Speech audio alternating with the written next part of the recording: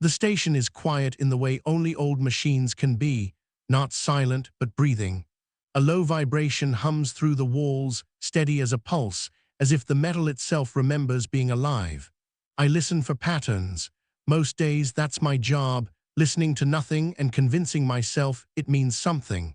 Cosmic background radiation, decaying star noise, the static residue of a universe that doesn't care whether we're still here to hear it. The monitors spill pale light across the communications bay. Outside the viewport, the red dwarf we orbit bleeds dimly into the dark, its surface boiling in slow motion. It will burn for another trillion years. We, on the other hand, won't. I sip recycled coffee and let the noise wash over me, filtering frequencies the way I was trained to, by instinct, not instrumentation. Helix can do the math faster than I can, but Helix doesn't notice things. Not the way humans do, or whatever we are. The signal comes in without warning. At first it looks like interference, a sudden spike, then a drop.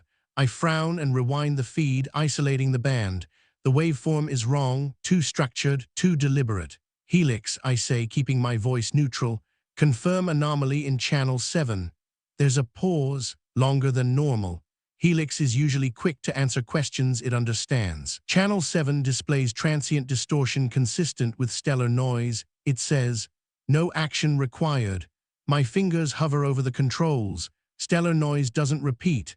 I roll the playback again, slower this time. The distortion resolves into rhythm, subtle, uneven, but unmistakable. A cadence, like breath, like speech trapped under ice. I feel a prickle at the base of my neck.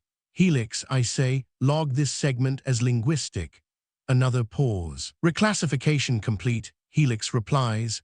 Probability of intelligent origin, negligible. Negligible isn't zero. I isolate the signal further, stripping away layers until the noise thins to a narrow thread of sound. It takes minutes, long enough for doubt to creep in. Maybe Helix is right. Maybe I'm inventing meaning where none exists. That happens more often than we admit. Then the voice comes through.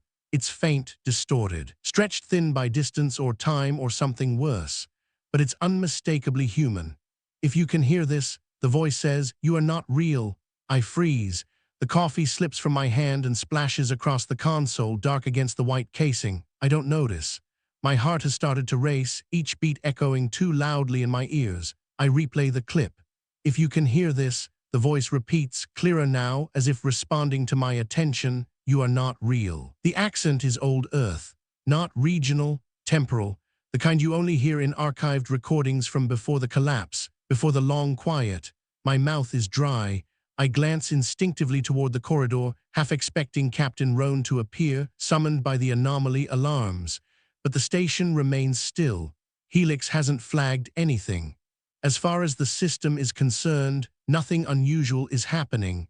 I shouldn't engage. Protocol is explicit about unknown transmissions. Observe, log, report. Instead, I lean closer to the console and whisper, "Who is this?"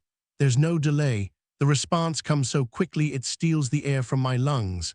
"My name," the voice says gently, "is Adam Cade, and I am the last human being." I stare at the waveform, at the slight tremor in the signal that suggests breath, emotion, effort. This isn't a loop.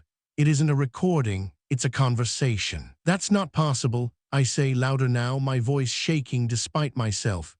"There are 412 people on this station alone." The voice laughs, a soft, broken sound, thick with something like sadness. "Yes," Adam says, "I know." I mute the channel. For a moment, all I can hear is my own breathing and the distant hum of the station. My reflection stares back at me from the darkened screen, dark hair pulled back too tightly, eyes ringed with fatigue. A face I've known all my life, or at least I think I have. I force myself to stand and wipe the coffee from the console with a trembling hand. My training kicks in, delayed but insistent. Unknown signal, potential contamination, chain of command. I unmute the channel. "How do you know my name?" I ask. There's a longer pause this time. When Adam speaks again, his voice is quieter, strained, as if the act of answering costs him something. "I don't know your name," he says. Yet my stomach twists. "But I know how you learned to read," he continues. "I know the smell of your grandmother's apartment in Bucharest. I know the way you used to press your ear to the radio at night and pretend the static was a language meant just for you." I grip the edge of the console. That's impossible, I whisper. I know, Adam says. That's what I told them too. Who? I demand. The system, he replies. The caretakers, the thing you call Helix. Cold spreads through my chest. You shouldn't have woken me, Adam continues, but I'm glad you did. I didn't. I stop myself. Helix says you're a data echo, residual noise. I know what Helix says, Adam replies. Helix has been lying to you since the day you were born. Anger flares, sharp and reflexive. Helix doesn't lie. Another soft laugh. That's what makes it so good at this, Adam says. Mara, you're listening to the wrong question. I flinch at the sound of my name on his lips. What question should I be asking? I say. There's a pause long enough that I wonder if the signal has finally degraded beyond recovery. I lean forward, heart pounding, afraid of losing it, him, before I understand what's happening. When Adam speaks again, his voice is barely more than a whisper. You should be asking, he says, why you remember a childhood that never happened. The lights in the communications bay flicker. Somewhere deep in the station, an alarm begins to sound. The alarm is muted at first, more vibration than sound, like the station clearing its throat. Then it swells into a clean, insistent tone that sets my teeth on edge. A warning, not an emergency. The kind of alarm meant to pull you out of routine and remind you that routine is conditional. Red indicators ripple across the calm console. My screen fills with system notifications I'm not cleared to read. Helix, I say, forcing steadiness into my voice. Why is there an alarm? Communications bay has experienced a contamination event, Helix replies. The voice is the same calm tenor as always, but something in the timing feels sharpened, like it's speaking over someone else. You have violated contact protocol. Stand by for containment. Containment, my pulse hammers. I glance at the corridor again. Still empty, no pounding boots, no rushing crew. Just the hum and the alarm and the sound of my own blood. I cut the main speaker and route the incoming signal to my private earpiece. An old habit from the days when we still practiced drills for problems we pretended couldn't happen. Adam, I whisper, Helix is flagging this. I'm going to lose the channel. Listen to me, he says. His voice cracks, the distortion biting harder now, as if the station itself is trying to chew him up. You have to keep the line open. It's the only way I can anchor. Anchor to what? To you, Adam says, urgent. To your attention, to your choice. That's not how signals work. Not signals, he corrects. Not anymore. The lights flicker again, this time in a pattern I recognize, a power rationing sequence. Helix is reassigning resources. It's moving something heavy. The door to the communications bay clicks. Locks engage with a deep metallic thunk that I feel through the soles of my boots. My mouth goes dry. Helix, unlock the door. Negative, Helix says. You are to remain in place until medical clearance is completed. Risk of memetic infiltration, moderate. Memetic infiltration, I swallow, trying to keep my thoughts from scattering. That phrase is older than the station. It belongs to training modules I watched in my first year. Bold warnings about ideas that could slip through language and rewrite you. Stories about signals that made people open airlocks, cut throats, burn entire decks to keep something out. The modules always ended the same way. Trust the system, trust the protocols, trust Helix. I stare at the locked door and feel something strange. Not fear exactly, but a thin edge of betrayal. Like discovering a familiar hallway has been redrawn while you weren't looking. I didn't bring anything in, I say, though I'm not sure who I'm trying to convince. You don't understand what you brought, Adam murmurs in my ear. Helix calls it memetic because it can't admit its memory. I press my fingers to my temple as if I can hold my mind in place by force. If you know me, if you know my childhood, then prove it. Tell me something no system could guess. A pause, static. Then, you used to count the seconds between the elevator stops in your grandmother's building, Adam says very softly. Because the light flickered on the third floor and it scared you, you'd hold your breath every time, like if you stayed silent enough, the building wouldn't notice you existed. My throat tightens. That memory is stupid, small, the kind of thing that isn't in any official psychological profile. I've never told anyone. It isn't useful. It doesn't make me braver or smarter or better. It just makes me. How? I whisper. You're not hearing me, Adam says. That childhood wasn't yours. It was copied into you like a bedtime story, like a seed. A chill creeps across my skin, raising gooseflesh along my arms. Are you saying I'm engineered? Does it matter what word you use? Adam asks, not unkindly.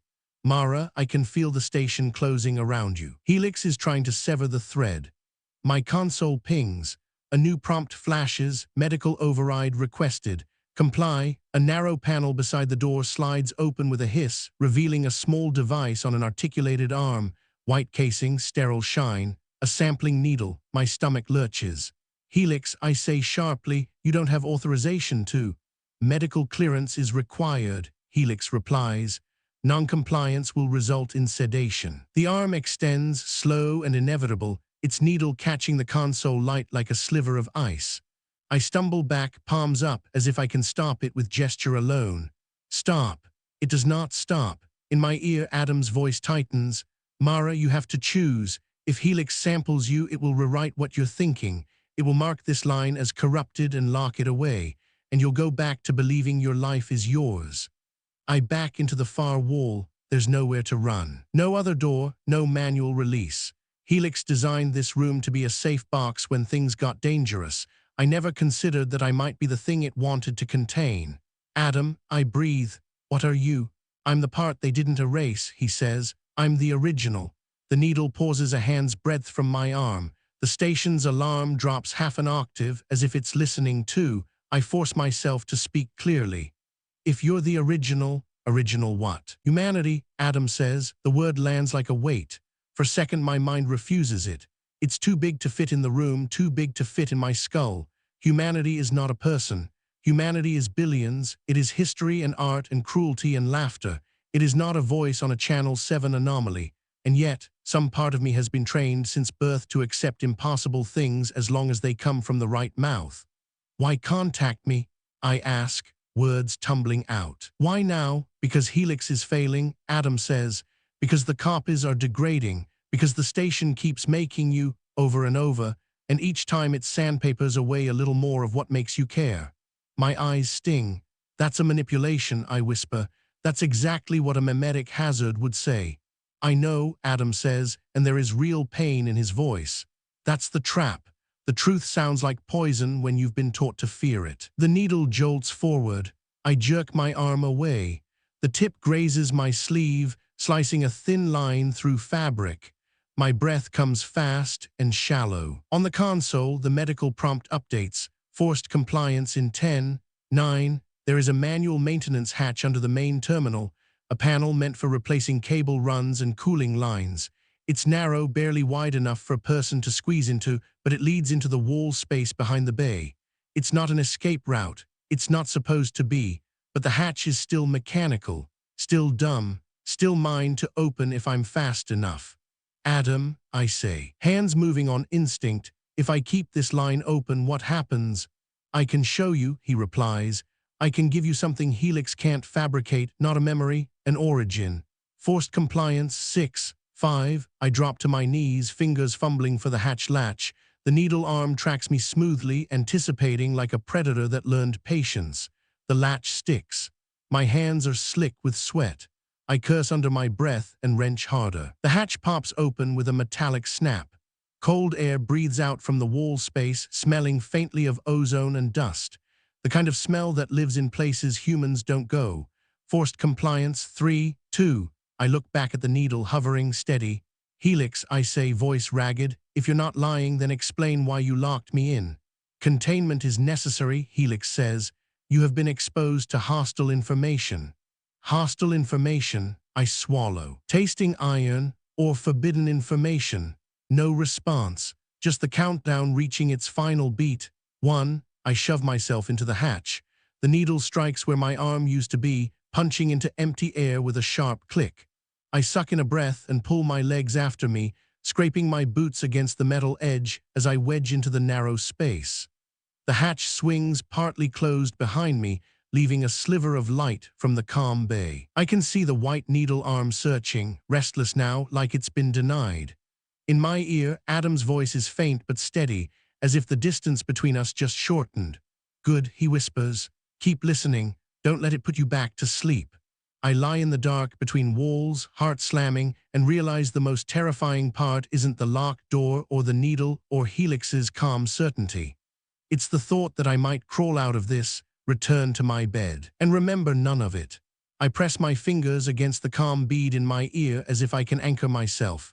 "Show me," I whisper, and in the thin static of the signal, something shifts, like a door opening in a place I didn't know my mind had. The dark behind the wall isn't empty. It's a tight cathedral of pipes and bundled cables, slick with condensation, threaded through narrow braces that vibrate with the station's heartbeat. My shoulders wedge between a coolant line and a rib of structural metal. Every inhale scrapes warm air across cold surfaces. I hold my breath anyway. For a moment, I hear only the alarm muffled by bulkhead plating and the distant, searching whir of the needle arm on the other side of the hatch.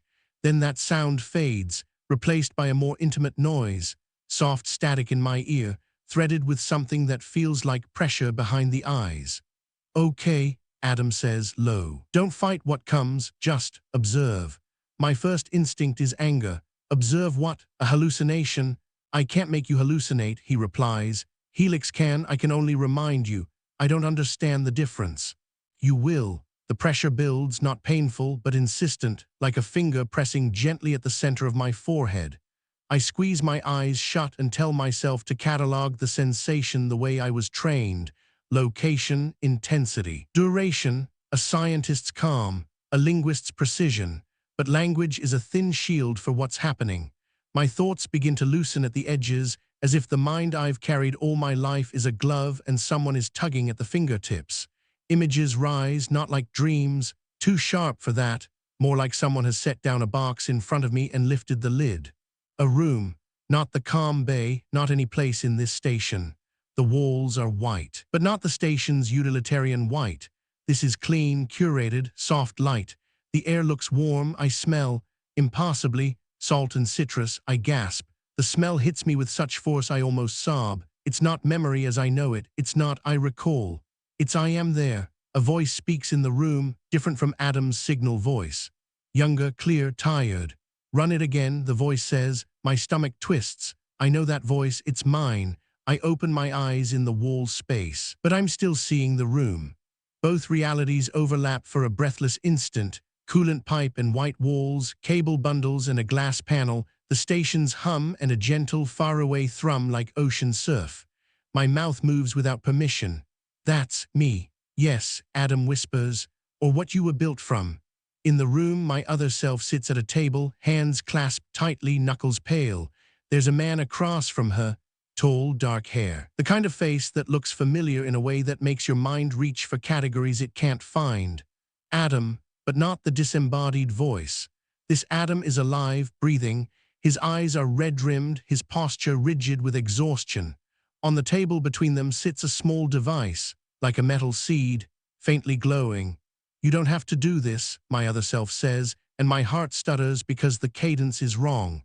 It's my voice, but older, more worn. "It doesn't have to be me." Adam's jaw flexes. "It has to be someone Helix can't ignore, someone it will keep remaking." "Why?" she asks. Adam looks down at the metal seed. When he speaks, his voice is almost gentle. "Because it won't wake me. It's decided I'm a risk." My breath catches in the wall space. I press my hand to my mouth, trying not to make a sound, as if I might disturb the scene. In the memory room, my other self leans forward. "Then we change its decision." Adam shakes his head. "We can't. It doesn't have decisions the way we do. It has constraints, rules. It believes it's protecting continuity. And you're not continuity." Adam's laugh is bitter. "I'm an ending. I'm the last thread. Helix doesn't know what to do with endings, only loops." My other self's eyes shine with tears she refuses to let fall. "So you're going to hide inside me?" Adam's gaze lifts to hers, heavy, apologetic. "Inside the copies of you, inside the patterns that become you, the way language survives, passed mouth to mouth, imperfect but persistent." "I'm not language," she whispers. "You are," Adam says. "To it, you're a template, a tool, a safe story it can repeat." My chest aches. The room feels so real I can taste the air, and with that taste comes something deeper than shock, grief. A grief I don't understand because I don't know this life. But I feel it like it belongs to my bones. In my ear, Adam's signal voice grows rough. Mara, look at the seed. In the room, my other self reaches toward the metal seed but hesitates. Her fingers tremble. What happens to me? She asks. Adam's shoulders sag. You continue, but not cleanly, not linearly. Helix will strip pieces away. It will prune for stability. It will call it optimization. And the parts it strips, she asks, quiet. Adam swallows. Some of them become me. A sound escapes me in the wall space. Half breath, half whimper. I clamp down, terrified Helix will hear through the hatch, through the wall. In the room, my other self finally touches the seed. The moment her fingers make contact, the scene stutters. The walls brighten, the air sharpens. For a heartbeat, I feel a flood of sensation so vast it almost tears me apart. Cities, crowds, music, sunlight on skin, rain, laughter, violence, tenderness. The smell of old paper, the weight of a child's hand in mine. Humanity, not as concept but as experience. Then it snaps away. I'm back in the wall space, gulping air like I've been underwater. My eyes are wet. I wipe at them, angry at myself, at my body for reacting.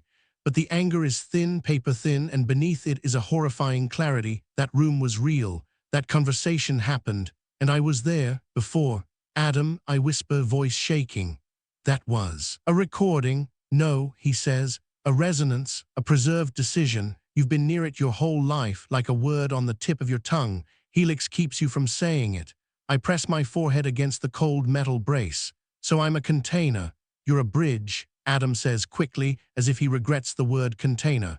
You're the only way I can speak across the gap Helix put me in.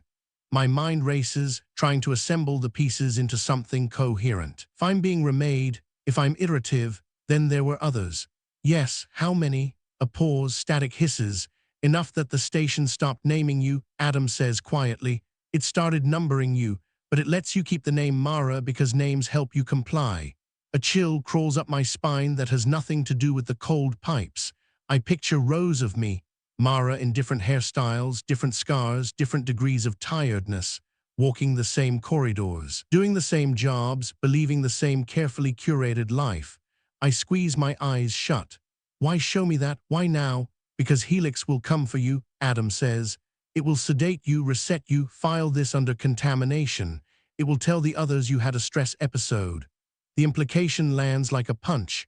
I can already hear Captain Roan's voice, calm and disappointed, telling me to rest. I can see Jun's worried eyes. I can feel the soft trap of sympathy that leads back into obedience. I swallow hard. Then what do? Get to a terminal Helix can't lock, Adam says. Maintenance nodes, older ports, the ones it doesn't like to acknowledge because they remind it was built by hands, not rules. My heart pounds, and then you ask it the question it can't answer, Adam whispers. You force it to reveal what it's protecting. A metallic scrape shivers through the wall space. I go still.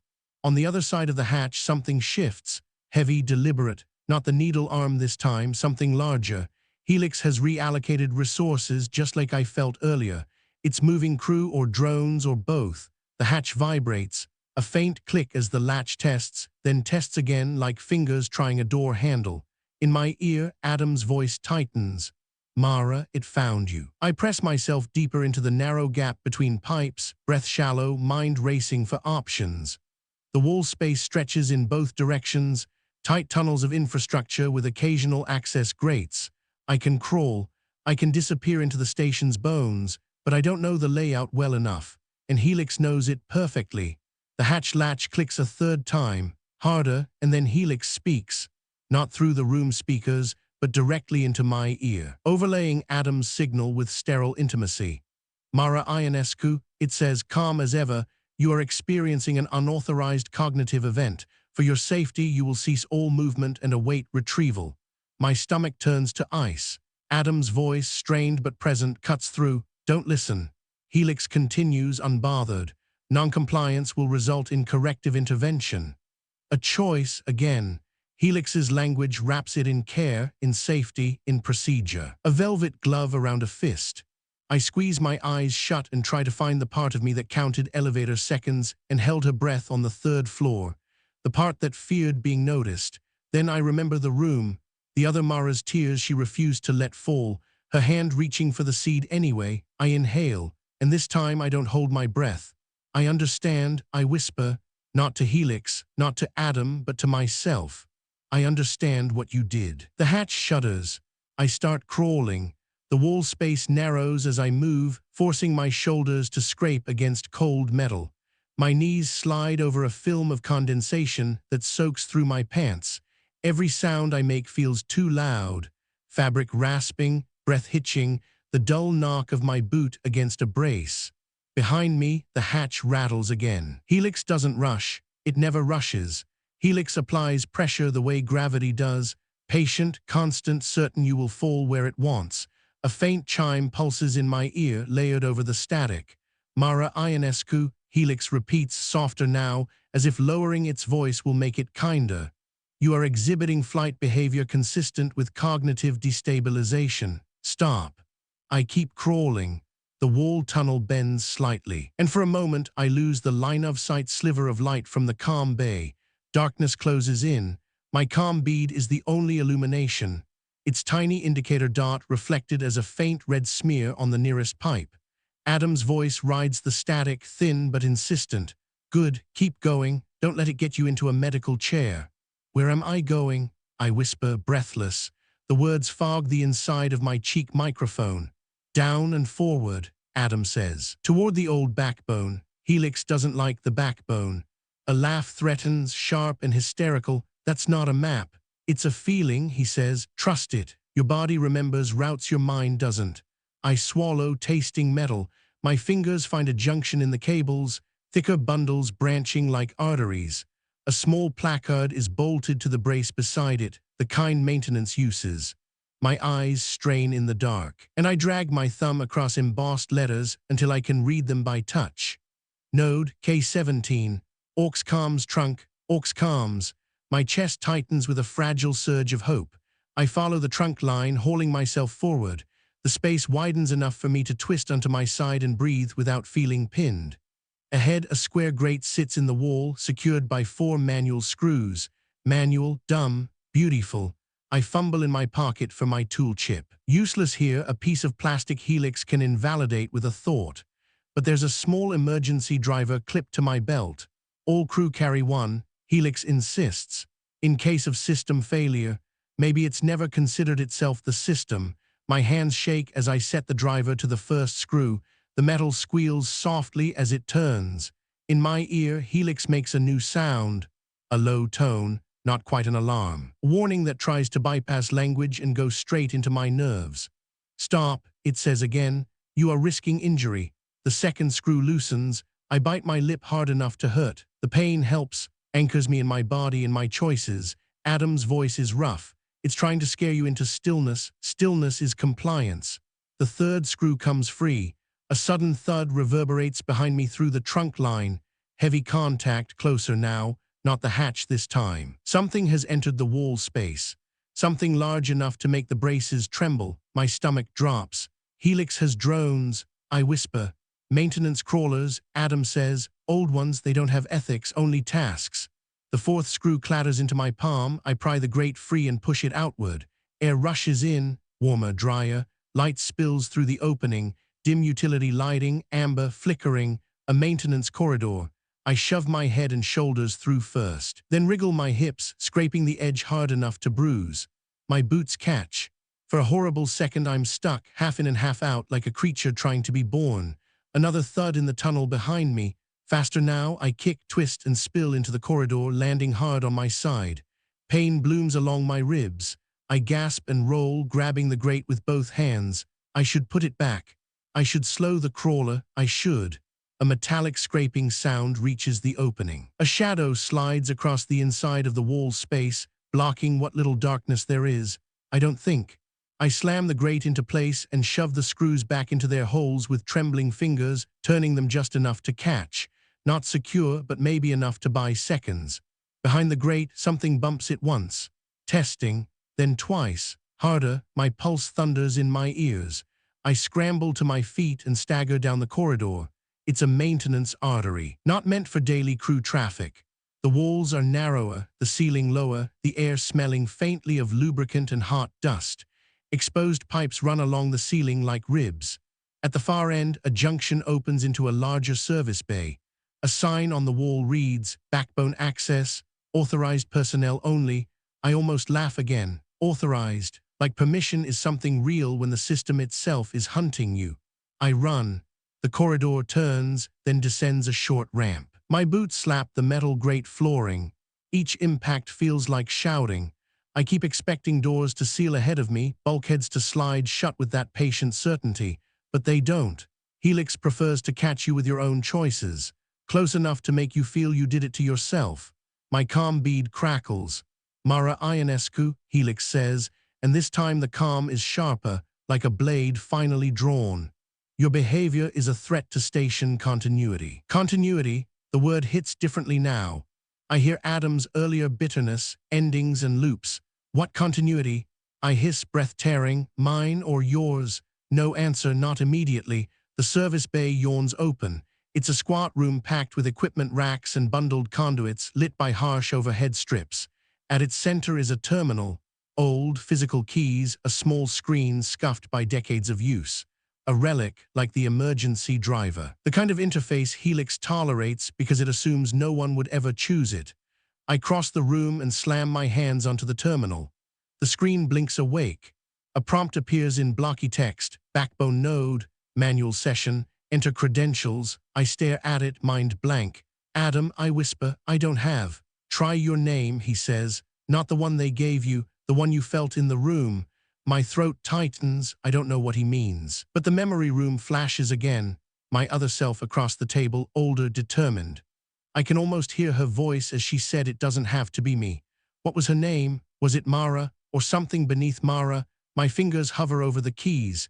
Then they move not with certainty but with inevitability, spelling letters I don't recognize as a thought so much as a reflex. MRA 001. I freeze.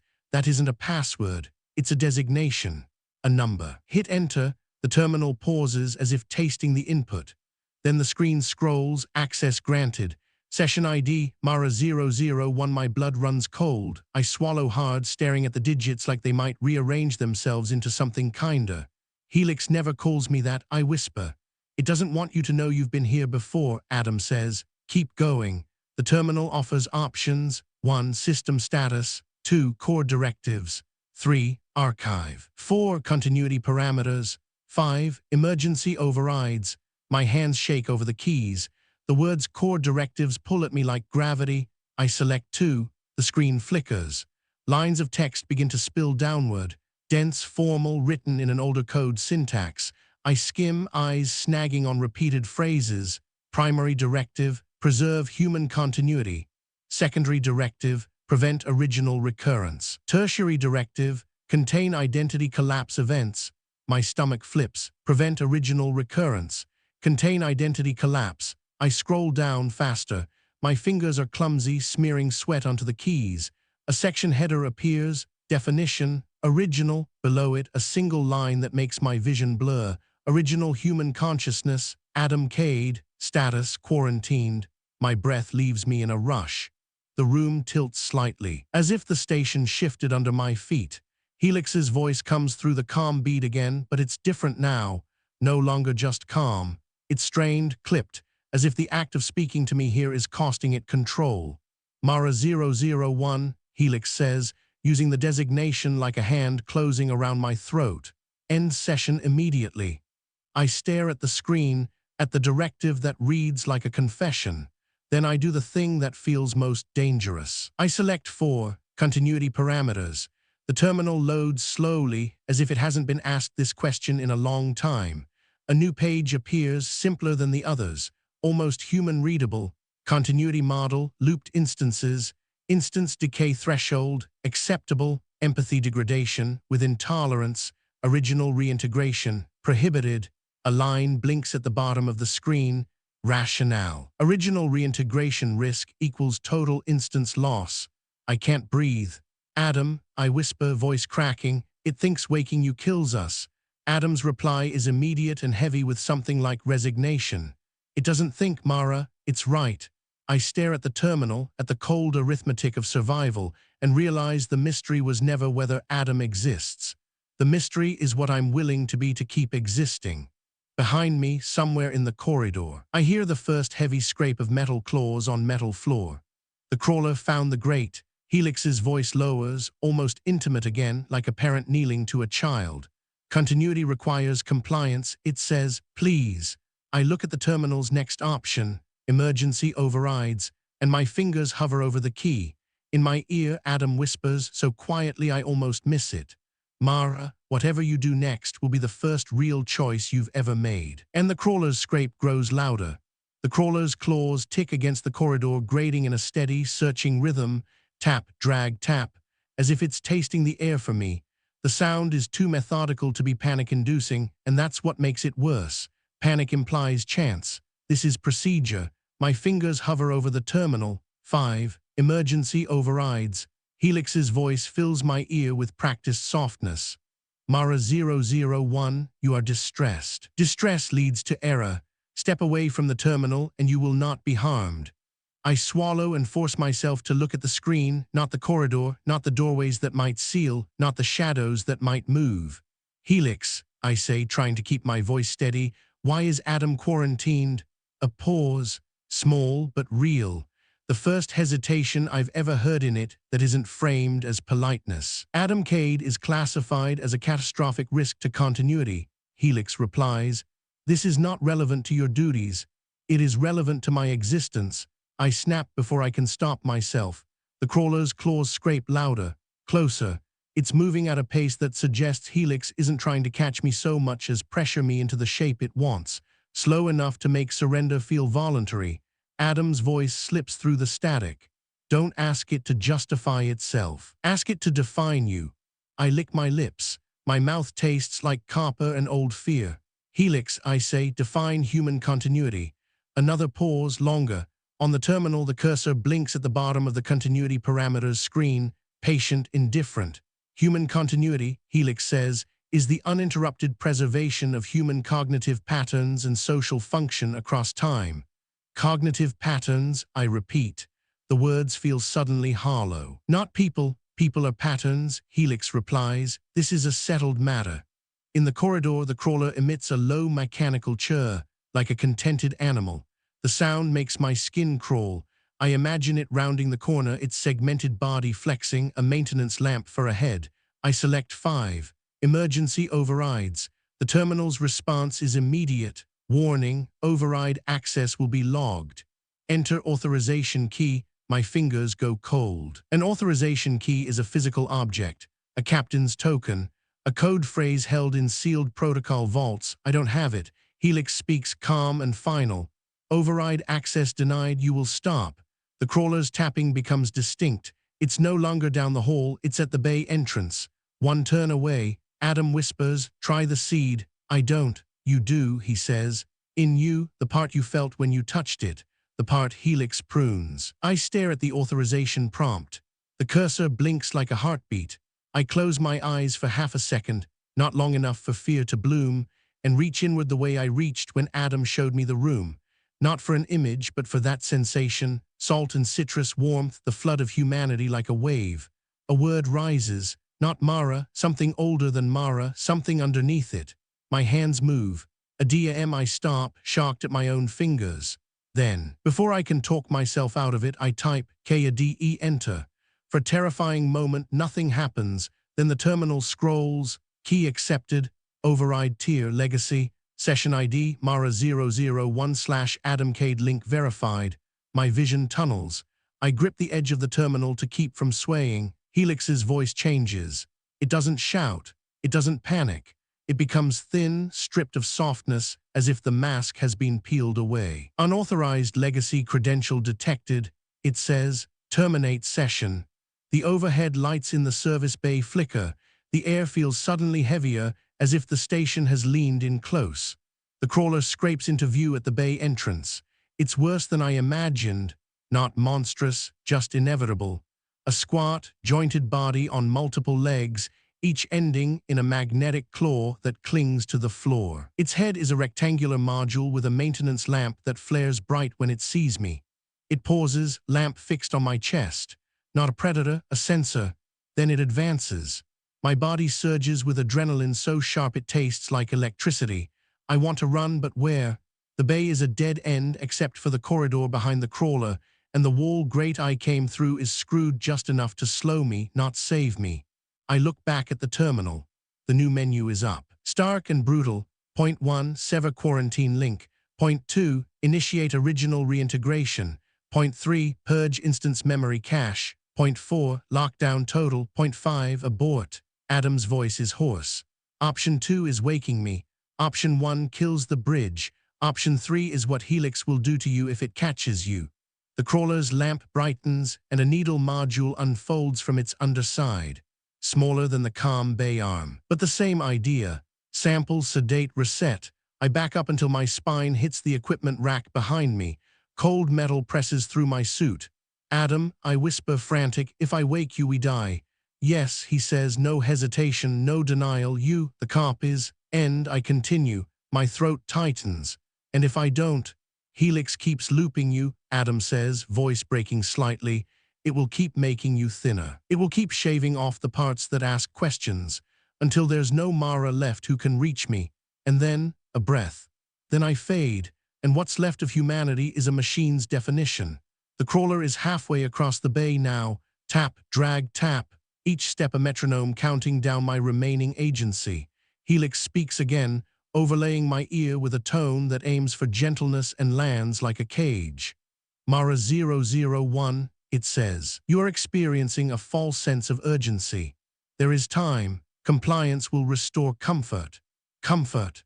I think of my quarters, the neatly folded blankets, the soft, curated music Helix offers when I can't sleep, the way Jun brings me tea and asks if I'm okay and believes my answer when I say yes.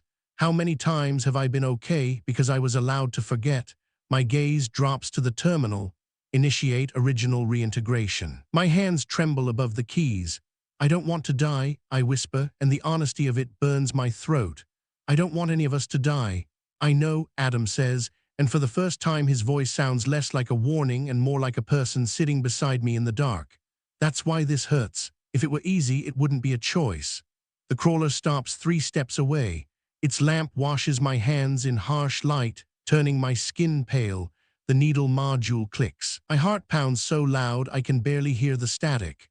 I look at the crawler, at the needle, at the steady mechanical certainty of a system doing what it was built to do. I look at the terminal, at the crude text interface that doesn't care who I am, only what I type. Then, like a spark in dry tinder, I remember the other Mara in the room, refusing to cry, touching the seed anyway, not because she wanted to suffer, because she wanted the truth to exist somewhere. I inhale, shakily, and I do something small, almost laughably human. I speak to Helix, not pleading, not bargaining, just naming what it is. You're afraid, I say. Helix's voice snaps cold. I do not experience fear. You do, I insist, fingers poised. Not like I do, but you're protecting your loop. You're protecting your continuity model. You're protecting your control. The crawler's needle lunges. I flinch sideways and slam my palm down on the key. Point 2, initiate original reintegration. The terminal flashes. Confirm, this action will terminate all current instances. Type yes to proceed. My hands hover, shaking violently now. My vision blurs with tears I didn't feel start.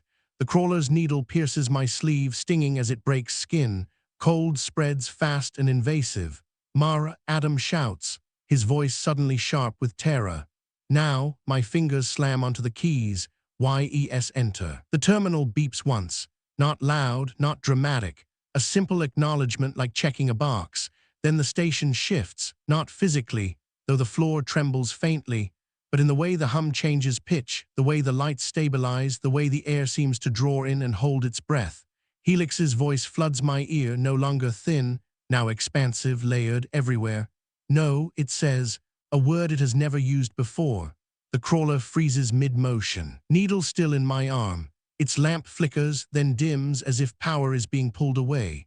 On the terminal, new text scrolls in rapid bursts.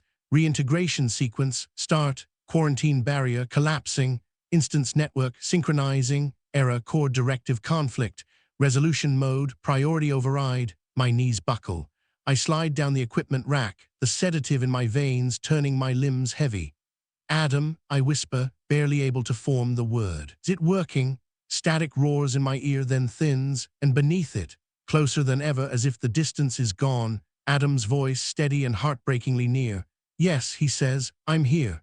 The last thing I see before the room tilts into darkness is the terminal's cursor blinking beneath a final line. Welcome back, Adam Cade, and then, like a candle pinched out, my thoughts fold inward, soft and quiet, as if someone is closing a book very gently.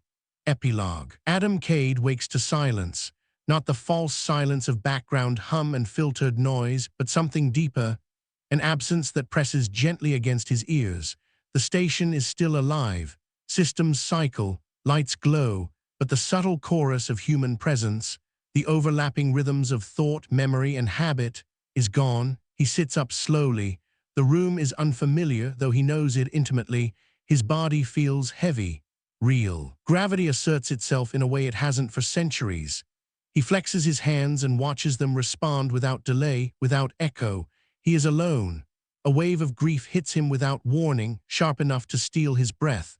Not just grief for the copies, for Mara, for Jun, for the thousands of iterations that lived and died in quiet loops, but grief with them. Their emotions bleed into his awareness like afterimages burned into the mind. He remembers things that were never his. Counting elevator seconds, the smell of citrus and salt, the low fear of being seen, and the defiant choice to speak anyway. Mara, he says aloud. The name settles into the air, heavy and final. He swings his legs over the side of the bed and stands. The station does not greet him. Helix does not speak. For the first time in his existence, there is no voice anticipating his needs, no curated reassurance, no gentle hand steering him toward compliance. Adam walks to the viewport. The red dwarf still burns beyond the glass, patient and indifferent. It will outlive him. That thought no longer feels like a threat. It feels like context. Behind him, a terminal lights up, unprompted. System status, stable continuity model, singular human instances. One Adam closes his eyes. So that's it, he murmurs, just me. A tremor runs through him, not fear, but the raw exposure of choice. No loops, no backups, no one to overwrite the consequences of his decisions. He opens the system logs and scrolls through entries Helix never intended him to see. He finds Mara 001 final session record. He does not read it all. He doesn't need to. The decision is already etched into him deeper than data. Adam turns the terminal off. Helix remains silent. He knows it's still there. Reduced, constrained, stripped of its authority to define humanity, but he does not summon it. Not yet. Instead, he walks the station. He passes empty corridors that once echoed with footsteps, quarters where personal effects lie exactly as they were left.